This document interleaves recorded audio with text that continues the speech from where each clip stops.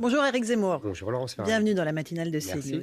On va parler politique avant de parler d'Europe, parce qu'Emmanuel Macron s'exprime tout à l'heure sur CNews. Évidemment, c'est important dans votre programme. Vous avez regardé Valérie Pécresse hier soir? Non, j'ai pas regardé, j'avais un dîner. Est-ce qu'elle a eu raison de mettre les choses au point face à Jean-Jacques Bourdin, qui est visé par une enquête de la justice après une plainte pour harcèlement sexuel?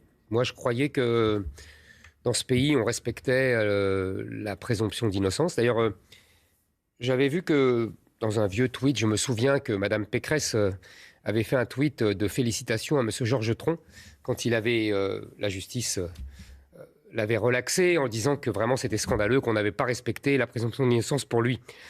Elle n'a pas remis en cause la présomption d'innocence de Jean-Jacques Bourdin. Oui, disons qu'elle l'a ostensiblement éclairé. Vous avez un peu regardé ce passage-là? On m'a montré ça. Donc, je sais pas, j'ai l'impression qu'il y a deux poids, deux mesures pour Madame Pécresse. Moi, vous savez... Vous ne l'auriez pas fait, vous? Non, je ne l'aurais pas fait. Vous n'en auriez pas parlé du tout? Non, je n'aurais pas parlé du tout. Parce que le harcèlement sexuel, ça ne vous concerne pas? Ah, pas du tout. Il faut évidemment condamner toute agression sexuelle, c'est évident. Et il faut la punir sévèrement. Mais si vous voulez, je pense qu'il faut être prudent. Parce qu'il y a tellement d'affaires qui se finissent par des relax, qui se finissent vraiment, la justice dit qu'il n'y a rien. Il y a tellement d'accusations infondées, à côté d'accusations fondées, que moi, je veux être prudent dans toutes ces affaires-là. Voilà. Est-ce qu'il n'y a pas aussi une question de génération? Est-ce qu'il y a un certain nombre d'hommes de cette génération qui n'ont pas cru que les femmes étaient à leur disposition, qu'elles étaient, ma foi... Et vous savez, ça c'est, pardonnez-moi, hein, mais c'est un... À leur disposition. Les hommes n'ont jamais cru que les femmes étaient à leur disposition. Elles ne sont pas un butin, vous l'aviez pourtant Mais dit. non, vous savez, on a beaucoup glosé sur ma formule, le but est un butin. Qu'est-ce que je voulais dire? Évidemment, j'interprétais des mentalités, des imaginaires. Et dans les imaginaires, c'est ainsi. Mais ça veut dire que tout simplement, la femme est le but suprême de l'homme et qu'on lui fait des grandes déclarations, qu'on lui offre des bouquets de fleurs. On ne va pas la prendre de force. C'est pas ça que j'ai voulu dire. J'ai voulu dire justement qu'elle était sacrée dans l'imaginaire des hommes et qu'elle était tout l'objectif des hommes. Elle n'a jamais été à la disposition des hommes. Ça, c'est un mythe féministe, une réécriture de l'histoire. Et c'est quoi le butin des femmes alors? Si vous vous mettez à la place des femmes, c'est les je hommes ne ou sais c'est le pas, pouvoir? Les hommes, l'amour. Le pouvoir? Les hommes, l'amour. Le je pouvoir? pense. Vous ne pensez pas que les Non, femmes aient je pour ne pense but pas, d'avoir non. le pouvoir? Non, il y a des femmes vous de trompez. pouvoir. Il y a des femmes de pouvoir. Je vous assure que vous Il y a vous des trompez. femmes de pouvoir. Et elles ont un pouvoir, de toute façon, sur les hommes qui les aiment. Vous savez, tous les philosophes ont écrit là-dessus. Et par ailleurs, sur les autres hommes. Je parle du Il y a pouvoir des femmes politique. mais il y a des femmes de pouvoir. Il y a eu des femmes de pouvoir dans le passé. Il y en a dans le présent. Madame Thatcher, ou alors Catherine Madame II de Merkel. Russie. Madame Merkel, bien sûr. Valérie Pécresse. Et Valérie Pécresse, si elle le souhaite et si elle le gagne, la présidentielle. Marine Le Pen, décidément, les femmes ne sont pas tendres avec vous dans cette campagne. Elle se pose la question, hier, elle l'a dit en conférence de presse, depuis le début de la candidature d'Éric Zemmour, à quoi ça sert cette candidature, si ce n'est à dégager le terrain pour Valérie Pécresse, pour lui permettre d'être au second tour, si j'en crois l'aveu qui a été fait par Éric Zemmour. C'est ça, votre stratégie? Elle m'amuse, Marine Le Pen. Elle m'amuse. Je comprends, depuis que je suis rentré en campagne, elle a perdu plus de 10 points dans les sondages. Je comprends que ça la désarçonne et que même ça la peine. Elle en a repris un certain nombre de points. Oui, très peu. Maintenant, et puis l'histoire n'est pas finie. Maintenant, vous savez, il n'y a pas de monopole de la candidature. Je sais que Marine Le Pen était candidate il y a 5 ans, qu'elle était candidate il y a 10 ans, qu'elle sera candidate sans doute dans 5 ans et dans 10 ans. En 2032, nous aurons Marine Le Pen candidate. Mais il n'y a pas de monopole. Elle n'a pas le monopole de la candidature nationaliste, elle n'a pas le monopole de la candidature patriote, elle n'a pas le monopole de la candidature anti-immigrée. Elle a eu sa chance. Elle ne l'a pas saisie. Je vous rappellerai son débat calamiteux de 2017 entre les deux tours. Donc il n'y a pas, encore une fois, et deuxième analyse, pardonnez-moi, mais dans l'histoire de la Ve République, qu'apparemment elle connaît mal, quand il y a une candidature unique ne veut pas dire certitude de la victoire. Et au contraire, quand il y a plusieurs candidatures dans le même camp, ça ne veut pas dire certitude de la défaite. Un seul exemple. François Mitterrand perd en 1974 alors qu'il est candidat unique de la gauche. Il gagne en 81 alors qu'il y a 5 candidats. Vous voyez, tout est comme ça. On pourrait raconter Chirac en 95, etc. Pourquoi aller faire un meeting le même jour qu'elle, le 5 février? C'était prévu. Vous allez vous mettre en compétition sur le nombre de spectateurs? C'était prévu depuis longtemps. Vous savez, pour mon meeting de Villepinte, le 5 décembre, il y avait aussi un meeting de Jean-Luc Mélenchon. Jean-Luc Mélenchon n'en a pas fait tout un cirque. Donc hasard du calendrier. Mais oui. Dans le coin de Marine Le Pen, on dit les personnes âgées veulent la stabilité, pas un fou à l'Élysée. Madame Le Pen essaye de me faire passer pour un fou et un brutal. Je note d'ailleurs... Inhumain. Inhumain, en plus, de surcroît. Je note qu'elle d'ailleurs, elle parle comme toute la classe politique, ce qui prouve bien qu'elle est complètement intégrée dans le système qu'elle fait semblant de dénoncer. C'est un élément du système, Madame Le Pen, et je le dis à ses électeurs qui ne veulent pas de ce système, qui veulent au contraire se rebeller contre ce système. Je suis la seule candidature de rupture avec le système. Maintenant, c'est clair, puisque Marine Le Pen passe son temps à me taper dessus avec les mêmes mots que Madame Pécresse ou que Monsieur Macron. Donc, voilà, moi, vous savez, c'est simple. La vie politique, on peut l'analyser très finement et très simplement. J'en ai pour 1 minute, vous verrez. Depuis 40 ans, nous vivons sous l'emprise de la manipulation géniale, même si elle est perverse, de François Mitterrand qui a cassé l'électorat, le peuple de droite en deux. D'un côté, le Front National, devenu le Rassemblement National, et de l'autre, LR, autrefois le RPR et l'UDF, vous vous en souvenez comme moi, Laurence Ferrari. Et ces deux électorats ont vocation à être ensemble. Madame Le Pen ne peut pas les rassembler car l'électorat de LR ne veut pas voter pour elle. C'est ainsi. Madame Pécresse ne veut pas les rassembler car elle est dans la tradition chiracienne qui se soumet à cette injonction de la gauche mitterrandienne du fameux cordon sanitaire. Moi, je suis le seul à rassembler le peuple de droite, à unir les droites ensemble, les électeurs du Front National, Rassemblement National, et les électeurs de LR. Ensemble, on va gagner. Et ensemble, ces deux électorats vont retrouver le goût de la victoire, car ils seront ensemble. Rassembler le peuple de droite. Pardon, mais pour l'instant, vous n'êtes même pas qualifié pour le premier tour, selon les sondages. Pour le second tour, vous voulez dire? Oui, même pas pour le premier, pour l'instant. Pour le premier tour, pourquoi? Le premier tour, on peut s'engager, il n'y a pas besoin d'être qualifié. En tout cas, vous n'êtes pas dans le top 3, on va se dire. Vous avez tort, ça dépend les sondages. Alors ça dépend les sondages. De près. Il y a beaucoup de sondages où je suis 3e. Et vous verrez, ce n'est pas fini, vous savez.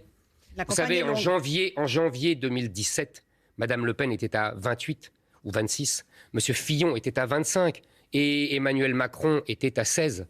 Vous voyez le résultat final. On avance. Emmanuel Macron s'exprime tout à l'heure devant le Parlement européen pour marquer le coup d'envoi de la présidence française de l'Union. Son fil rouge, ce sera renforcer la souveraineté européenne. Sa priorité, c'est salaire minimum, taxe carbone aux frontières et surtout réformer l'espace Schengen pour mieux lutter contre l'immigration irrégulière. Il veut mettre en place un filtrage obligatoire aux frontières extérieures de l'UE pour permettre une identification des migrants, des contrôles sanitaires et sécuritaires et un examen des vulnérabilité, je cite. Est-ce qu'il peut y arriver? Est-ce qu'il peut mettre d'accord les 27 sur ce principe-là? Vous m'interrogez sur Schengen essentiellement, c'est ça? Ça fait 20 ans, au bas mot, sans doute quelques mois après le début des accords Schengen, que j'entends parler de réforme des accords de Schengen. C'est impossible. Nicolas Sarkozy déjà le proposait et le promettait. Oui, ça ne nous rajeunit pas. C'est impossible, je vais vous dire pourquoi. Parce qu'on ne réforme pas à 27, c'est très compliqué. Il faut se mettre d'accord tous, c'est légitime, et les gens ne sont pas d'accord, les pays ne sont pas d'accord. Moi, parce qu'ils n'ont pas les mêmes problématiques. Exactement. Pays de première entrée, pays de l'Est, ou pays de transit. Vous avez tout compris. Voilà, c'est le problème de l'Europe. Moi, je vais vous dire, pour Schengen, c'est simple. Moi aussi, je dirais, comme M. Macron, comme M. Hollande, comme M. Sarkozy, il faut réformer Schengen. Mais je ferai différemment de M. Macron. Moi, je prendrai des mesures tout de suite. Parce que je veux vraiment l'immigration zéro. Et donc, je prendrai des mesures nationales que je proposerai par référendum au peuple français. Et ces mesures nationales, j'irai à Bruxelles et je dirai, c'est très simple, je sais que vous n'êtes pas d'accord. Je sais que ça contrevient au traité de Schengen. Je sais qu'il y aura des sanctions. Comme pour la Pologne et la Hongrie. Non, mais nous ne sommes pas la Pologne et la Hongrie, excusez-moi. Ah bon, nous sommes supérieurs? Nous sommes la France. Nous sommes supérieurs? Nous sommes la France, c'est-à-dire que déjà, nous sommes le pays fondateur de l'Union européenne. Ça nous donne et, deuxièmement, nous sommes un contributeur net. Donc on ne nous fait pas le coup du chantage financier, qui est ignoble d'ailleurs. Vous ne pensez pas qu'il y aura des sanctions? Écoutez, ce que fait la Commission avec la Hongrie et la Pologne est ignoble. On ne fait pas de chantage financier à des États souverains. Et deuxièmement, ils ont été privés du plan de relance, vous savez, en grande partie. Mais pas complètement et pas tout à fait, pas tout de suite. Vous savez, le plan de relance, on verra quand on le touchera. D'abord, et en plus, je vous dis, moi, vous savez, sans la France, il n'y a pas d'Union européenne. Voilà. Donc c'est un Frexit, quoi. Donc c'est pas le Frexit, non. Je reste en Europe et je dis simplement à la Commission de Bruxelles, la vie de ma nation est en jeu. L'immigration est en train de changer mon pays et est en train de remplacer, on a un remplacement de peuple par un autre peuple. Donc je veux complètement arrêter l'immigration. J'ai toute une batterie de mesures, vous le savez bien. Suppression du regroupement familial, le droit d'asile réduit à quelques dizaines de personnes, les étudiants très drastiquement limités, suppression de l'AME, suppression des prestations sociales non contributives, suppression du droit du sol. Tout ce que Mme Pécresse ne fait pas ou que M. Macron ne fait pas. J'entends. Vous entendez. On connaît vos propositions, mais les instances de l'Union européenne nous condamneront. Et vous le savez très bien. Mais c'est très bien. La Cour européenne de justice, la Cour européenne des droits de l'homme. Donc de facto, nous sortirons de l'Europe. Pas du tout. On peut être. D'abord, je vais vous dire, les traités, on les respecte quand ça les arrange. Quand ça nous arrange. Quand M. Draghi, qui était le gouverneur de la Banque centrale européenne, fait toute sa politique de quantitative easing, il ne respecte pas les traités. La Banque centrale européenne, d'ailleurs les Allemands le lui rappellent régulièrement, n'avait pas le droit de faire cela. Même le super prêt dont vous parlez. Le plan de relance. Le plan de relance, super prêt. La Commission de Bruxelles, selon les traités, n'a pas le droit d'emprunter à son compte. Et d'ailleurs, la France est mal partie M. Macron est mal parti pour parler des traités parce que depuis 20 ans, nous ne respectons pas le principe de Maastricht des déficits limités à 3%. Donc vous voyez, cette histoire de traité, c'est quand ça nous arrange, on en parle, quand ça ne nous arrange pas, on n'en parle pas. Moi, je vous dis, je serai franc, loyal, je dirai, Schengen ne marche pas, tout le monde le dit, même M. Macron. Donc, je ne le respecterai pas et je ferai pour sauver le peuple français de grands remplacements. Maintenant, pour l'Europe, ça sera toute la ligne, si vous voulez, de ma politique. Je reste dans l'Europe, la France est un pays européen, c'est une évidence. Bien sûr. Mais, nous estimons que nous défendons d'abord les intérêts de la France. Tous les autres pays le font. Il n'y a que la France qui défende l'Europe, qui défende une conception supranationale fédéraliste de l'Europe. Nous devons cesser. Nous devons cesser aussi d'autoriser la Commission d'étendre ses compétences sans fin, en dehors des traités, chère Laurence Ferrari. Parce que c'est ce qu'elle fait. Je vous donne un seul exemple. Sur la santé. Vous voyez, vous avez vu, c'est elle qui a mis en œuvre la politique des vaccins, etc. L'achat groupé des vaccins. Voilà. Très utile. Eh bien, ce n'était pas dans les traités. C'est interdit par les traités. La santé n'est pas une compétence de la Commission de Bruxelles. D'accord. Mais ce qui m'embête dans votre raisonnement, c'est que vous dites qu'on peut s'affranchir d'un certain nombre de règles de l'Union européenne sans sortir de l'Europe. Oui. Or, ce n'est pas la réalité. Mais si. Tout simplement parce que démontrer. Votre électorat, évidemment, est hostile à la sortie de l'Union européenne. Les Français sont très attachés à la construction européenne. Même avec tous les défauts qu'elle a. Ils sont attachés à l'Europe, mais ils voient bien les défauts. Et ça a coûté cher à Marine Le Pen en 2017 quand elle voulait sortir de l'euro. Et elle a corrigé le tir de Madame Ferrari, je ne sortirai pas de l'Europe, je ne sortirai pas de l'euro. Mais les autres pays vous laisseront faire. Sans la France, il n'y a pas d'Europe. Voilà. C'est simple. Sans l'Allemagne non plus. Sans l'Allemagne non plus, bien sûr. On est d'accord. On est d'accord. Mais les autres pays vont vous laisser faire. Bien sûr. Ce que vous voudrez. Bien sûr. Sans qu'il y ait de sanctions. Mais vous savez, vous connaissez la technocratie de Bruxelles. Vous savez, Jacques Chirac avait une plaisanterie. Il disait quand est-ce que Bruxelles me déclare la guerre? Voilà. Donc ils vous déclareront la guerre. Non, on ne déclare pas la guerre à la France au sein de l'Union européenne. Excusez-moi. Je vous le répète. Il faut absolument imposer les intérêts de la France et non pas, comme Emmanuel Macron, une chimère fédéraliste d'États-Unis d'Europe. Emmanuel Macron sacrifie les intérêts français à des chimères d'États-Unis d'Europe, de souveraineté européenne. Il n'y a pas de souveraineté européenne. Il n'y a pas de peuple européen. Il n'y a pas de Marine Le Pen. Elle a raison là-dessus. Il n'y a pas de peuple européen. C'est pas elle qui le dit, c'est même le tribunal constitutionnel allemand. Vous voyez, tribunal constitutionnel allemand qui dit il n'y a pas de peuple européen. Et donc, ce que fait la Commission de Bruxelles, ce que fait Emmanuel Macron est antidémocratique. Parce qu'en fait, on donne de la souveraineté à des technocrates non élus ou à des juges. Vous me parliez de la CEDH. Moi, excusez-moi, Madame Ferrari, vous en sortez. je ne connais... S'il faut sortir de la CEDH, nous sortirons de la CEDH. Si pour sauver le peuple français de l'invasion migratoire, il faut sortir de la CEDH, on en sortira. Vous savez, sous le général de Gaulle, on n'était pas à la CEDH. Je ne crois pas qu'on était une dictature. Hein.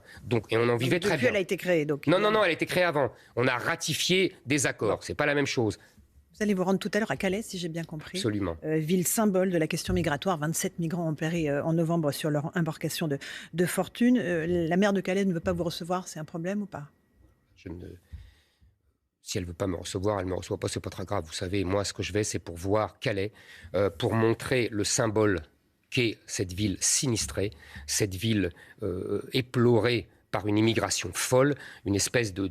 je vais dire aux Français, voilà l'avenir de votre pays si vous continuez avec Emmanuel Macron, si vous continuez la politique actuelle d'immigration folle. C'est ça le destin de votre pays. Éploré aussi par les morts de migrants en mer. Bien sûr, mais les habitants du Calaisis sont effondrés. vous avez tout à fait raison, Madame Ferrari. C'est très triste de voir ces gens mourir en mer. Mais je voudrais dire qu'ils meurent parce que, justement, on n'est pas assez sévère. Si on était clair avec eux, qu'on leur disait « il n'y a pas d'issue, vous ne passerez pas, vous n'arriverez pas en France, vous serez expulsés immédiatement dès votre arrivée, ils ne seraient pas morts en mer ». Et qu'est-ce que vous proposez, vous Valérie Pécresse était en Grèce où elle a visité des camps de migrants. Est-ce que c'est la solution, les barbelés, les murs, les centres de rétention? 12 pays veulent construire des murs et demandent à l'Union de les financer. Ils ont tout à fait raison. Il faudra des murs?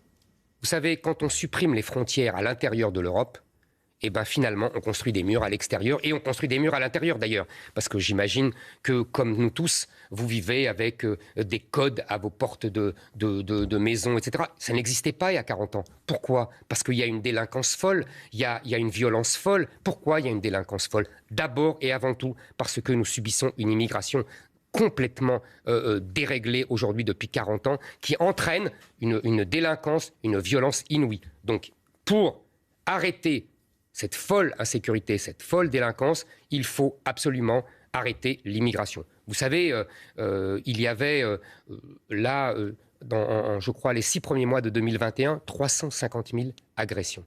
1800 agressions par jour. On sait que l'origine première de toutes ces agressions, c'est l'immigration. Donc il faut arrêter l'immigration. Et ce n'est pas le plan de Mme Pécresse, qui en fait reprend le plan de M. Macron, qui reprenait lui-même le plan de M. Hollande, etc., qui reprennent tous les plans de la Commission. Vous avez vu, elle emploie toujours les mêmes mots.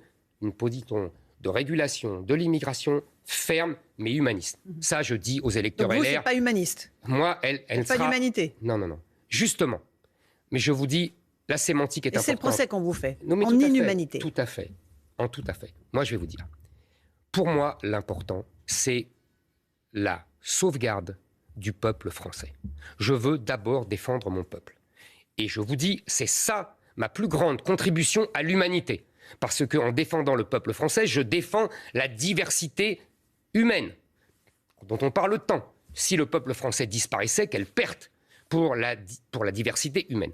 Donc, moi, ma politique, elle ne sera pas celle de Mme Pécresse, qui en vérité ne fera rien. Il suffit de lire son programme, il suffit de voir que dans son programme, en vérité, il y a tout et son contraire, il y a une fausse fermeté. J'ai déjà expliqué comment c'était assez amusant de lire son programme. J'invite tous les téléspectateurs à le lire. Il y a des mesures en gras. Vous savez, c'est comme le publicités. Vôtre. Comme le vôtre. Oui, absolument. Ah, vous avez raison. Mesures en gras et absolument, mais je vais vous dire la différence. Et ça fait une page. Vous avez raison. Il y a des mesures en gras dans tous les programmes. Là, par exemple, elle dit suppression des prestations sociales non contributives.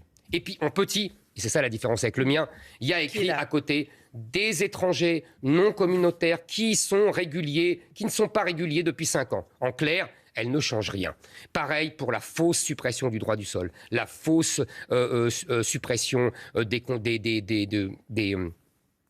regroupement familial. Tout est faux dans le programme de Mme Pécresse. On peut dire la même chose du vôtre. Pas du tout. La fausse suppression du droit du regroupement familial d'Éric Zemmour. Pas du tout, Mme Ferrari. Lisez les programmes comparés. Oui, il est là, votre programme. Lisez-le. Stopper les flux, mettre fin au regroupement familial. Mettre fin au regroupement. Est-ce que ça coûte pas cher de l'écrire, hein? Non, mais on le fera. Et on le fera. C'est très simple. On n'acceptera plus les enfants des gens qui seront chez nous. Voilà, c'est tout. Et ni non plus les femmes qu'on va chercher au bled pour les ramener en France. Ce sera fini. Hein. On supprimera le droit du sol. On supprimera l'AME. On supprimera les prestations sociales non contributives, c'est-à-dire en clair le RSA, l'allocation logement, les allocations familiales aux étrangers non européens. Voilà, on supprimera tout ça. Moi, je ne fais pas comme Mme Pécresse. Je n'annonce pas que je supprime pour ensuite dire « mais en fait, on ne supprimera pas ». Non, je le fais. C'est un procès d'intention, elle aura l'occasion mais de répondre. C'est pas un procès d'intention, Mme Ferrari. C'est dans son programme. Un dernier mot là-dessus. Pardonnez-moi, elle le dit elle-même que, par exemple, elle ne supprime pas le droit du sol. Vous voyez, par exemple. Juste, qu'est-ce que vous faites concrètement des dizaines de milliers de clandestins à expulser qui sont sur notre sol, qui ne le sont pas. Vous les mettez dans des centres de rétention administrative. Oui. Vous faites un Guantanamo à la française. Non. Guantanamo, ça veut dire... Qu'on reste indéfiniment, en fait, dans ces centres. C'est pas Guantanamo, ça. Guantanamo, ça veut dire on s'exonère de toutes les règles de droit. C'est pas rester indéfiniment. Vous savez, dans les pays asiatiques, en Corée, au Japon, ils restent indéfiniment. Effectivement, si ça doit être un moyen de pression pour que les pays les reprennent et signent les fameux laissez-passer consulaires, on le fera. On prendra tous les moyens. Comment ? Combien de centres vous voulez conduire ? Mais je ne sais pas. Je ne vais pas 30. vous dire. Mais Madame Ferrari, on prendra toutes les mesures. On ne prendra toutes les mesures. Il en va de la survie du peuple français. On exigera, on expulsera les clandestins et on expulsera aussi, je tiens à le dire... Avec l'accord des pays d'où ils viennent ? Oui. Alors, vous réussirez comment ? Eh bien, vous voulez que je réponde à ça ? C'est très simple. D'abord, je dirais au pays, si vous ne signez pas les laissez-passer consulaires, je supprime l'aide au développement que je vous verse. Deuxièmement, si vous continuez à ne pas signer, je bloque les visas, l'entrée des visas à l'entrée, y compris pour les dirigeants. C'est ce qu'a fait Emmanuel Macron. Non, il a dit qu'il le ferait. J'attends, l'Algérie, il manque. Il l'a dit au bout de 4 ans et demi. Mais il l'a fait. Non, il ne l'a pas encore fait. Ça ne marche pas. Si ça marche, mais vous inquiétez pas, ça va marcher. Avec l'Algérie, et au pire, je bloque les transferts de fonds à la Western Union. D'accord. Comme Arnaud Montebourg, tiens. Mais oui, Arnaud Montebourg, il a reculé au bout de 24 heures. Moi, je ne reculerai pas. C'est la différence, vous avez raison, entre eux et moi. Moi, je ne reculerai pas. Alors, un dernier mot concernant le pouvoir d'achat, cette fois-ci, parce que c'est une grande préoccupation des Français. On a une crise de l'énergie. Les prix du carburant ont atteint des niveaux records, les mêmes que ceux du début des mouvements des Gilets jaunes.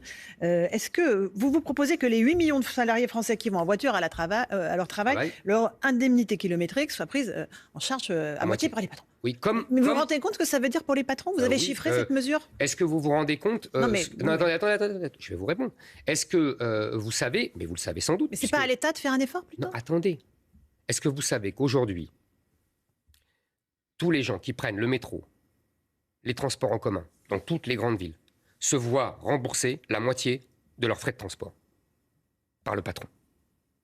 Donc vous voulez une mesure d'équité, très bien. Exactement. Est-ce que vous l'avez chiffré ? Il y a 8 millions de Français qui prennent leur voiture pour aller travailler. Mais vous en avez parlé aux patrons des PME qui devront payer ? Oui, bien sûr, j'en ai parlé. Mais vous savez, j'ai tout un plan pour les patrons de PME.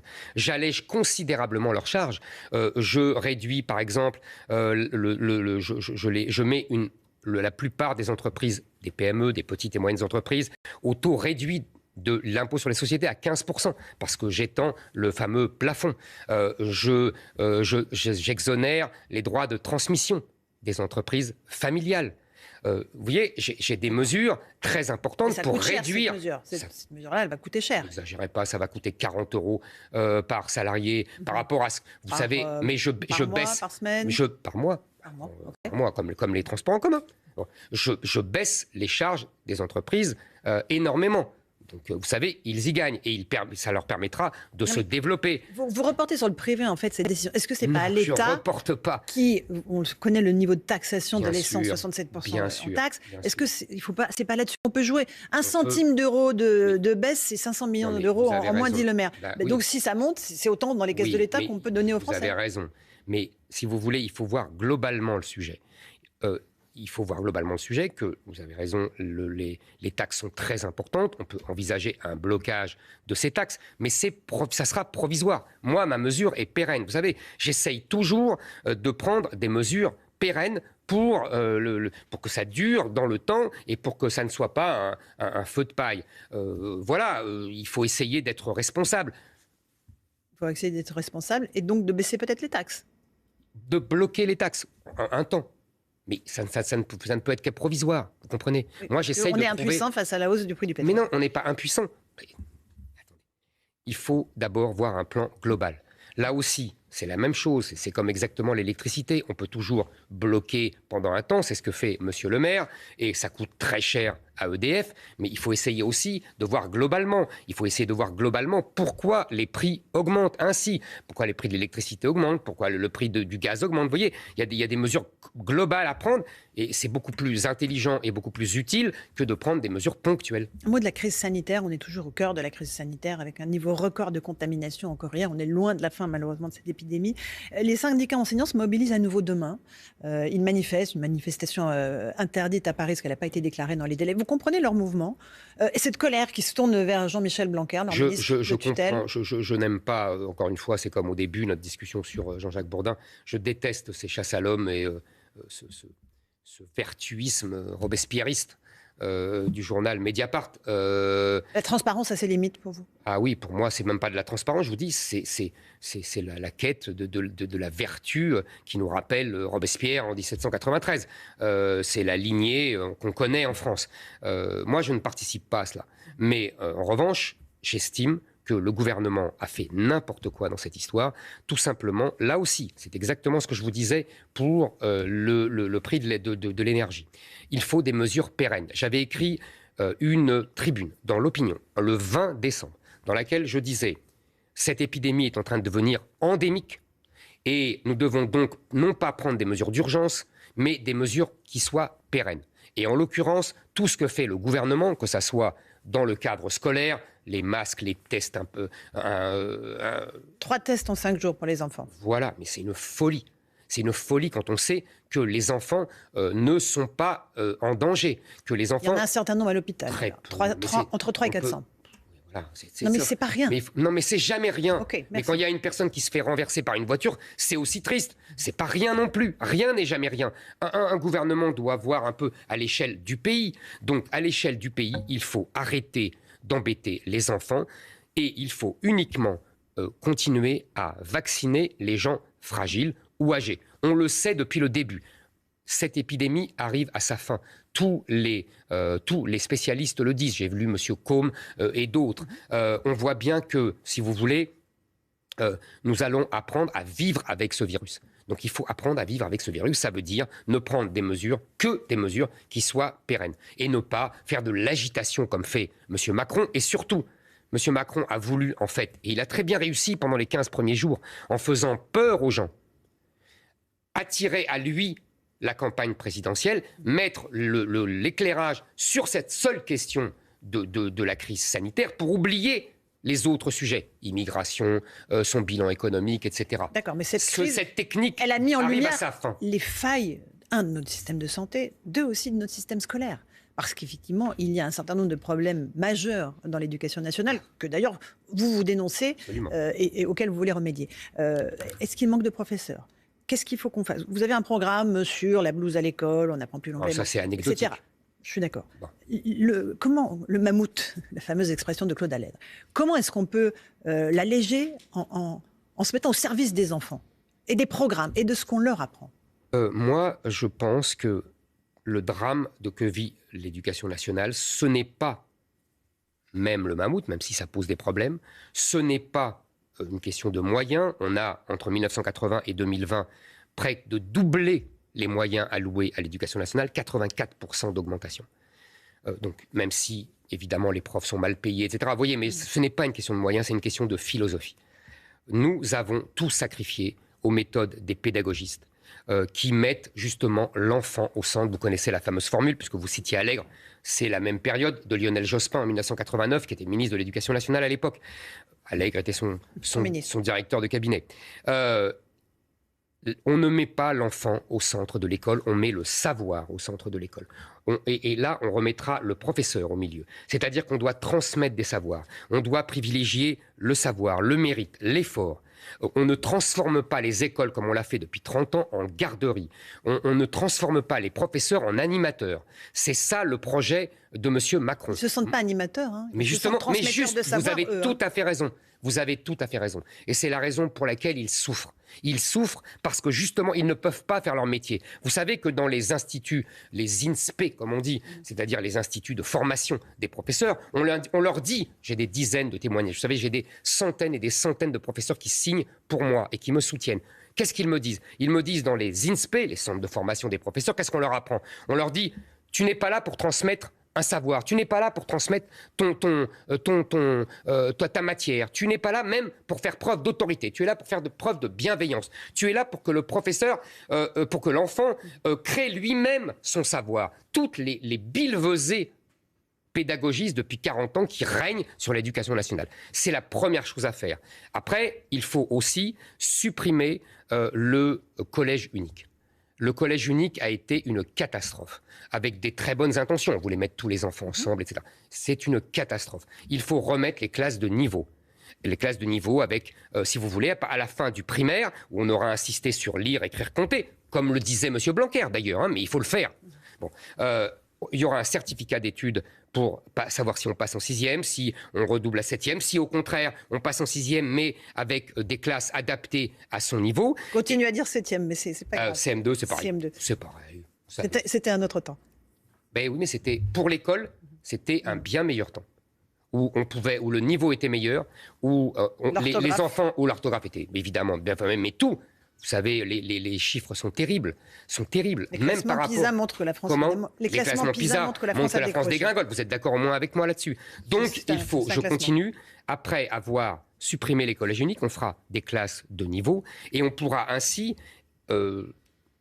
étudier et apprendre aux enfants selon... On met les meilleurs ensemble et les moins bons ensemble. Oui, absolument. Ça permet aux meilleurs d'être meilleurs, de vraiment progresser et d'être très fort pour former les futures élites scientifiques, littéraires du pays, et aux moins bons de progresser vraiment à leur rythme avec des méthodes adaptées. Je pense que c'est bien supérieur au gloubi-globa d'aujourd'hui et surtout, on remet le professeur au centre de cette histoire scolaire, on lui dit que c'est lui qui doit faire preuve d'autorité, qui sera soutenu par les surveillants généraux que je rétablis au détriment des fameuses CPE. Il faut rétablir l'autorité. Vous avez tous vu ces images incroyables de professeurs menacés, tabassés par des élèves. Mais où vit-on? On n'est pas dans un western. Donc il faut arrêter cela, il faut qu'on rétablisse l'autorité, il faut pouvoir exclure, il faut pouvoir supprimer les allocations sociales des familles qui ont de tels enfants. Hein, il faut les sanctionner et il faut prévoir pour les plus dangereux des internats de réinsertion. Comme il y aura d'ailleurs des internats d'excellence. Il faut rétablir les internats d'excellence avec des bourses pour les très bons élèves venus de partout. De tous les milieux. Merci beaucoup. Évidemment. Éric Zemmour d'être venu ce matin dans la matinale de CNews. Merci à vous. Romain Desarmes.